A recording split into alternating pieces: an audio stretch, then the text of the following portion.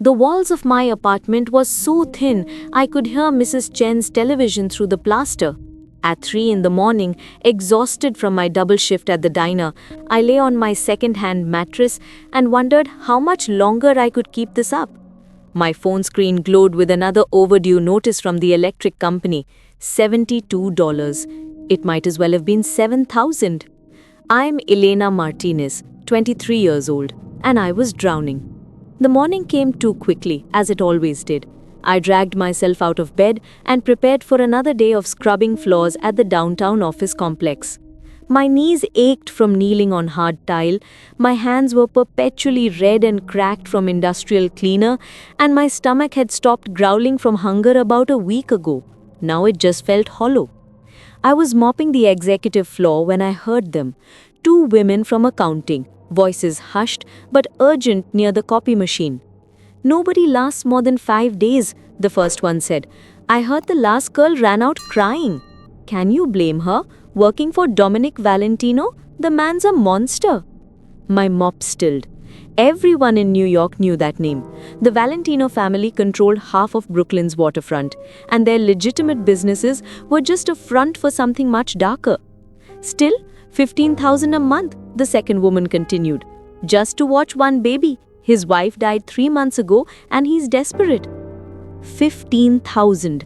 My heart hammered against my ribs. That was more than I made in half a year. The baby cries constantly, won't eat, won't sleep, and Valentino himself, they say he's unraveling, dangerous. His wife was the only thing keeping him human. I waited until they left and pulled out my phone with shaking hands. One search: Valentino family Brooklyn nanny position. The listing appeared immediately. Urgent, live-in childcare needed, generous compensation, discretion required. The photo in the obituary made my chest ache. Sofia Valentino, 25, gone from leukemia. She was holding a tiny baby in the picture, her smile brave despite the obvious exhaustion in her eyes. Below it, a separate image of Dominic Valentino at her funeral. Even in grief, he looked dangerous. Dark eyes, sharp jaw, the kind of face that belonged on Roman coins. But it was the rawness in his expression that stopped me. This wasn't the cold mobster from the news headlines. This was a man who'd lost everything. I thought about my own father, how he died when I was 12, leaving my mother to work herself to death trying to keep us fed. I knew what it meant to be abandoned by circumstance. And somewhere in Brooklyn, a baby was crying for a mother who would never come back. Before I could talk myself out of it, I called the number. The mansion took my breath away. I'd grown up in a cramped apartment in Queens where luxury meant having hot water all week. This place was something from another world. Iron gates, security cameras, men in dark suits stationed at every corner like chess pieces. My finger trembled as I pressed the intercom. "State your business." The voice was clipped, professional. "I'm here about the nanny position." A pause. Then, "You got an appointment?" "No, but I—" "Then turn around." "Please." My voice cracked. "I know you've been through other candidates. I know it's been difficult, but I promise I won't run. I know what it's like to need someone who stays." The silence stretched so long, I thought I'd failed. Then the gate buzzed open. A man built like a refrigerator answered the door. His knuckles were scarred, his eyes assessing. "Last chance to walk away, sweetheart. This ain't a normal household." "I understand." He led me through rooms that belonged in museums. Crystal, marble, art that probably cost more than my neighborhood. But as we climbed the stairs, I heard it. A baby's desperate wailing, the kind that said he'd been crying for hours. "Boss hasn't slept in 4 days," the man muttered. "Kid won't stop, won't eat. We're all losing our minds." He opened a door, and my heart shattered. The nursery was paradise. Every expensive toy, every luxury item a child could need. But standing in the center of it all was a man who looked like he was drowning on dry land. Dominic Valentino was even more imposing in person. Tall, broad-shouldered, with dark hair that fell across his forehead and olive skin that spoke of Mediterranean ancestry. His white shirt was wrinkled and unbuttoned at the collar, sleeves rolled up, A shoulder holster hung visible under one arm. But it was his eyes that stopped me. Dark, nearly black, filled with such desperate exhaustion that I almost turned around. "Sir," the bodyguard said, "this is Elena Martinez. She's here about the position." Those dark eyes found mine across the room. For a moment, the baby's screaming seemed to fade. He studied me with an intensity that made me feel naked, as if he could see every secret I'd ever kept. "You know who I am?"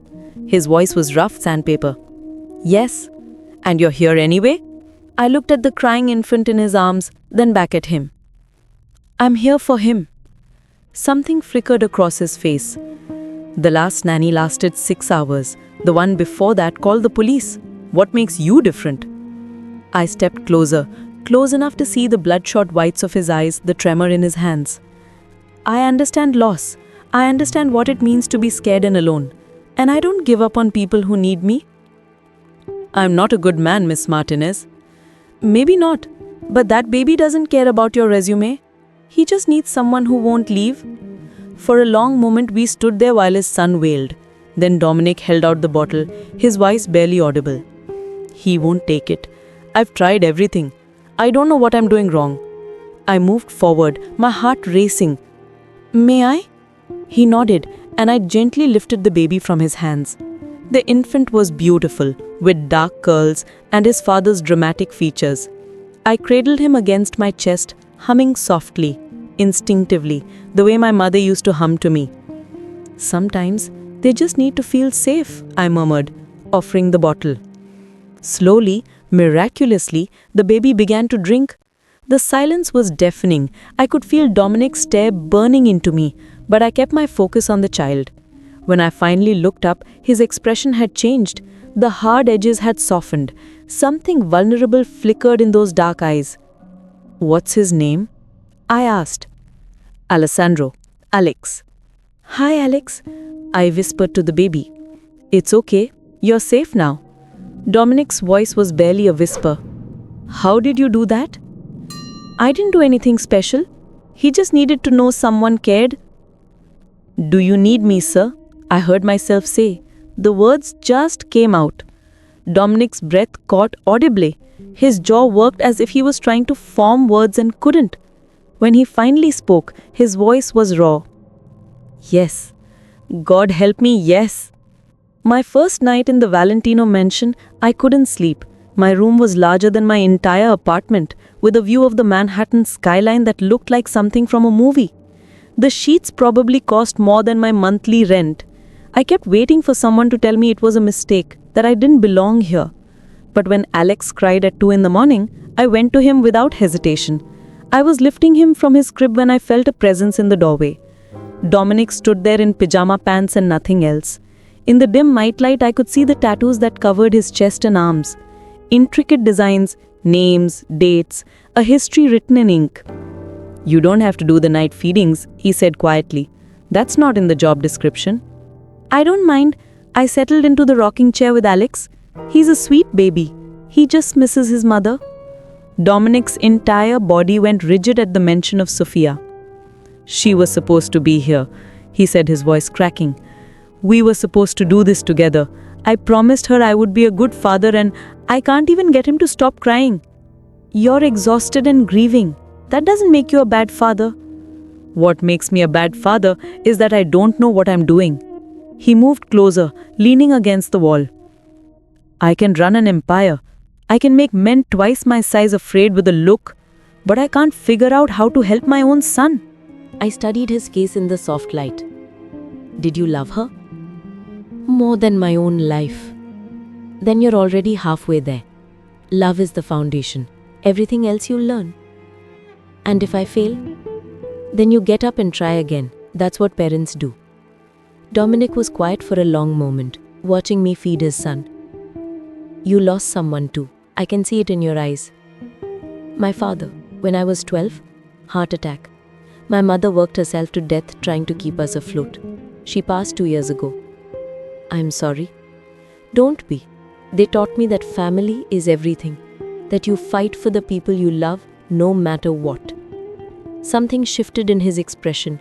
He crossed the room and knelt beside the rocking chair, his eyes level with mine. This close, I could see flecks of gold in the darkness of his irises.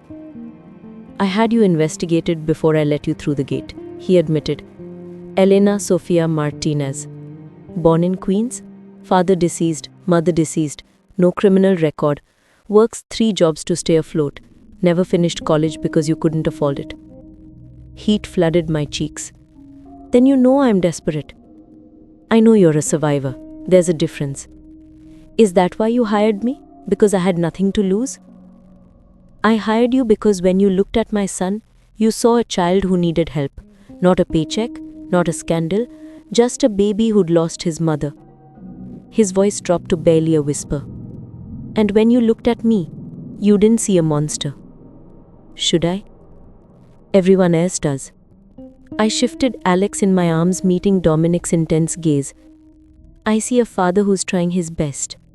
I see a man who loved his wife enough to fall apart when he lost her. I see someone who's scared but showing up anyway. You don't know what I've done. Then don't tell me.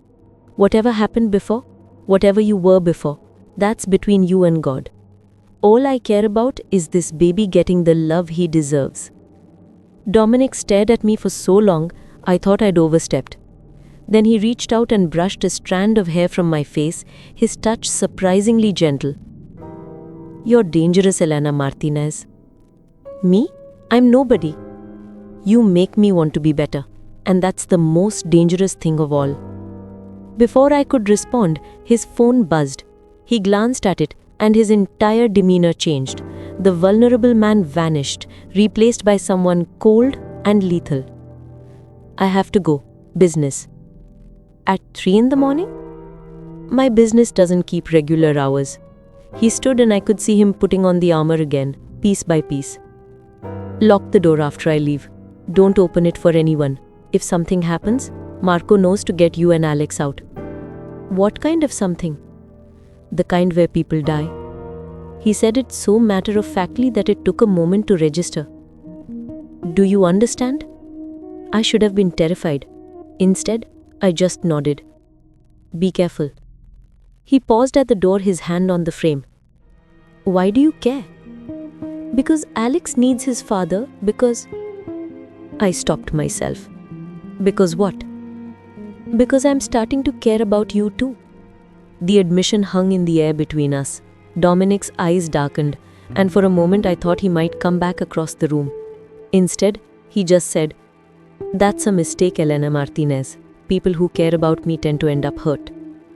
Then I guess I'll have to be careful. A ghost of a smile touched his lips. Lock the door. After he left, I sat in the darkness, holding Alex, listening to the sound of cars starting in the driveway. I was falling for him, this dangerous, broken man who carried the weight of the world on his shoulders. It was reckless and stupid, and completely inevitable. I whispered a prayer for his safety and waited for dawn. Dominic came back at sunrise with blood on his shirt and fire in his eyes. I was making coffee when I heard the door, followed by his footsteps echoing through the house. Elena? His voice was rough, urgent. Kitchen. He appeared in the doorway looking like he'd walked through hell. His shirt was torn, there was a cut above his eyebrow, and his knuckles were split and bleeding. You're hurt, I said, setting down my mug. It's nothing. Sit down. Elena, sit down. To my surprise, he obeyed. I wet a clean towel and approached him carefully, like he was a wounded animal that might bolt. This will sting, I warned, dabbing at the cut. He hissed, but didn't pull away. Up close, I could see the exhaustion etched into every line of his face, the weight of whatever he'd done tonight. What happened? I asked quietly. Rival family thought they could move in on our territory. They were wrong. Are they alive? Most of them. His eyes met mine. Does that bother you? I continued cleaning his wounds. Did they threaten your family? Yes. Then no, it doesn't bother me. Dominic caught my wrist, stilling my movements. You should be horrified. You should be running for the door. I'm not running. Why not? Because Alex needs you. Because you're trying. Because... I took a breath. Because I see who you're becoming, not just who you were. His thumb traced circles on my wrist, sending electricity up my arm. You make me want things I have no right to want. Like what? Like a normal life, like redemption, like you. My breath caught. Dominic, I know it's wrong. I know I'm your employer, that I'm too old for you, that I'm dangerous. But God help me, Elena. Every time I look at you, I want things I shouldn't. I set down the towel with shaking hands. Who says you can't have them? I'm not a good man. Stop saying that. You're a man who's made hard choices, who's done what he had to do to survive, to protect his family. That doesn't make you irredeemable. You don't understand what I've done. Then tell me. Give me a reason to run if that's what you want. Dominic stood abruptly, pacing the kitchen like a caged animal. I don't want you to run. That's the problem. I want you to stay. I want you in this house, with my son, with me. I want things I have no right to want from someone like you. Someone like me? Someone good, someone pure, someone who deserves better than a man with blood on his hands. I crossed to him, my heart hammering. Maybe I get to decide what I deserve? Elena, tell me you don't feel this. Tell me there's nothing between us, and I'll go back to just being the nanny. His hands clenched into fists at his sides. I can't tell you that. Then what are you so afraid of? That I'll destroy you. Everyone I love ends up hurt or dead. Sophia was taken by cancer, not by you. But what if next time it's my fault? What if someone comes after you because of me? I couldn't survive that, Elena. I barely survived losing Sophia. If something happened to you... I placed my hand on his chest, feeling his heart racing beneath my palm. Then we'll be careful. We'll be smart. But don't push me away because you're afraid. Dominic's hand covered mine, pressing it against his heart. You should be afraid too. I am, but I'm more afraid of walking away and spending the rest of my life wondering what could have been. His eyes searched mine, and I could see the war raging inside him. Desire fighting duty, want battling wisdom. Then his hand cupped my face. His thumb traced my cheekbone. If we do this, he said quietly, if we cross this line, there's no going back. You'll be mine, and I'll be yours. And that makes you a target. Then protect me. Isn't that what you do? Protect what's yours. A groan escaped his throat, half surrender, half desperation. Then his lips were on mine.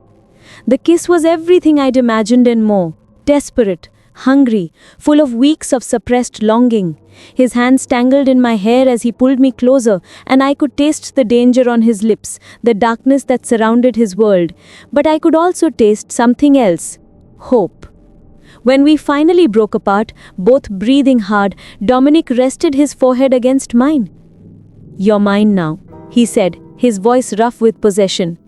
Do you understand what that means? Tell me. It means I'll kill anyone who tries to hurt you. It means you'll never want for anything. It means I'll move heaven and earth to keep you safe. It means I love you. The confession hit me like a physical blow. You love me? How could I not? You walked into my nightmare and made it bearable. You saved my son. You made me believe I could be more than what I am. Tears pricked my eyes. I love you too. He kissed me again, softer this time, but no less intense. From upstairs, I heard Alex start to cry. Duty calls, I said with a smile. We're not finished with this conversation. Good, because I'm not finished with you. As I headed upstairs, I felt his eyes on me. I'd crossed a line tonight, stepped fully into his dangerous world. But as I lifted Alex from his crib and felt him settle contentedly in my arms, I knew I'd made the right choice. I was exactly where I belonged. 6 months later, I woke to sunlight streaming through the windows and Dominic's arm wrapped around my waist. We'd been married for 3 months, in a small ceremony with just a few close friends and family. The press had gone crazy, of course. Mafia boss marries former nanny, the headline screamed. But we didn't care. I turned in his arms to find him already awake, watching me with those dark eyes I'd grown to love. Good morning, I whispered. Good morning, Mrs. Valentino. I'd never get tired of hearing that. Alex? Still sleeping, miraculously. We might have a whole hour to ourselves. Whatever shall we do with it? I teased. He pulled me closer, his lips finding that sensitive spot below my ear. I have some ideas. But before he could act on them, his phone rang. He groaned, reaching for it. Dominic Valentino? I watched his expression change as he listened. The softness vanished, replaced by cold calculation. When? How many? No, don't engage. I'll be there in 20 minutes. He hung up and was already out of bed, pulling on clothes. The Russo family is making a move on the docks. Dominic, wait. I sat up, clutching the sheets. You promised you were getting out. He paused, his hand on his holster. I am, but these things take time. I can't just walk away overnight without starting a war. How much more time? He came back to the bed, cupping my face in his hands. 6 months, maybe a year. I'm transitioning everything to legitimate businesses, but I have to do it carefully. Can you be patient with me? I covered his hands with mine. I can. Just promise me you'll come home. Always. He kissed me deeply. I love you, Elena. I love you too. Now go, before Alex wakes up and demands breakfast. After he left, I went to check on Alex. He was awake, playing quietly with his stuffed bear.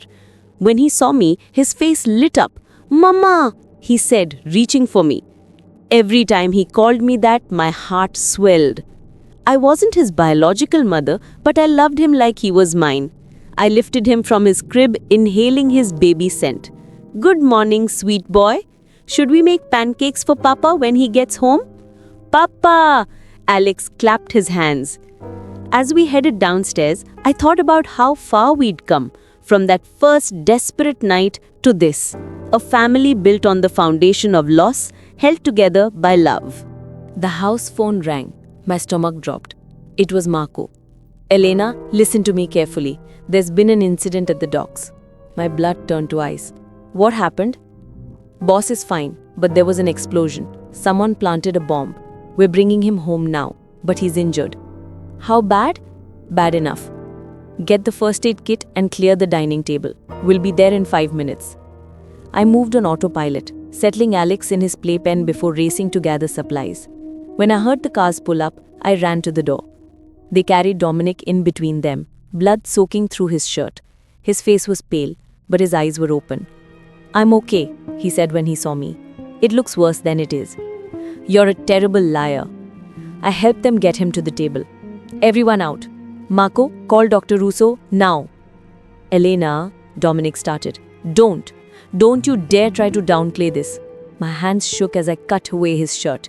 Shrapnel wounds peppered his side and shoulder. You could have died. But I didn't. This time. What about next time? Or the time after that? Tears streamed down my face as I worked to stop the bleeding. I can't lose you, Dominic. I can't do this without you. His hand found mine, squeezing despite his obvious pain. You won't lose me, I promise. You can't promise that. Not in this life. Then I'll change my life. His voice was fierce despite his condition. No more 6 months or a year. I'm done. After today, I'm out. You can't just watch me. I almost died today, Elena. I saw that bomb go off and all I could think about was you and Alex. How you'd be alone again. How I would break my promise to keep you safe. I'm done. I'll call a meeting tonight, announce my retirement, hand over control to someone else. They'll never let you just walk away. Then I'll make them. His eyes were hard now, the dangerous man I'd first met. No one takes me from my family. No one. Dr. Russo arrived and stitched him up while I held his hand. 27 stitches, multiple bruises, but nothing life-threatening. He was lucky. That night after Alex was asleep and Dominic was resting in bed, I lay beside him in the darkness. Do you mean it? I asked quietly. About getting out? Every word. He turned to face me, wincing at the movement. I've been building toward this for months. The shipping company is legitimate now. The real estate holdings are clean. I've been quietly transferring power, setting up successors. I just needed one more big meeting to make it official. And today accelerated that timeline? Today reminded me what's important, and it's not power or territory or respect. It's you, it's our son, it's the family we're building. I traced the bandages on his chest. I'm scared. So am I. But I'm more scared of losing this, of losing you. You won't lose me. I'm not going anywhere. He pulled me closer, careful of his injuries. Do you need me? He whispered, echoing those first words I'd said to him. Always, I whispered back. 3 months later, Dominic Valentino officially retired from the family business. There was resistance, threats, even an attempted hit that Marco and his men stopped before it reached us. But Dominic held firm, and eventually the other families accepted it. We moved to a house in Connecticut, far from Brooklyn, far from the life he'd left behind. It was smaller than the mansion, but perfect for us. We had a garden where Alex could play, neighbors who didn't know our history, a chance at something normal. I woke one morning to find Dominic already up making breakfast. He was humming, actually humming, while he flipped pancakes. Someone's in a good mood, I said, wrapping my arms around him from behind. Why wouldn't I be? My beautiful wife, my healthy son, no one trying to kill me. This is paradise. No regrets? He turned in my arms, his eyes serious. Only that I didn't do this sooner, that I wasted time pretending I could have both worlds. You were protecting your family. That's what you do. Now I am protecting them by being here, by being present, by being the father and husband they deserve. From the living room, we heard Alex calling for us. Dominic kissed me quickly and headed to get him. I stood in our kitchen, sunlight streaming through the windows, and realized something profound. Sometimes, salvation came in the quietest forms. A whispered question in a darkened nursery. A leap of faith into the unknown. The courage to choose love over fear. I'd come to the Valentino mansion desperate and alone, seeking nothing more than a paycheck. Instead, I'd found a family, a purpose, a love that transformed us both. As Dominic came back carrying Alex, both of them laughing, I knew with absolute certainty that every risk had been worth it. Do you need me, Dominic? Our old joke now a cherished ritual. Always, I said, and meant it with every fiber of my being. Because in the end, we all need someone who stays. Someone who sees past our scars and loves us anyway. Someone brave enough to whisper, I'm here when the world falls apart. And sometimes, if we are very lucky, that someone whispers it right when we need to hear it most.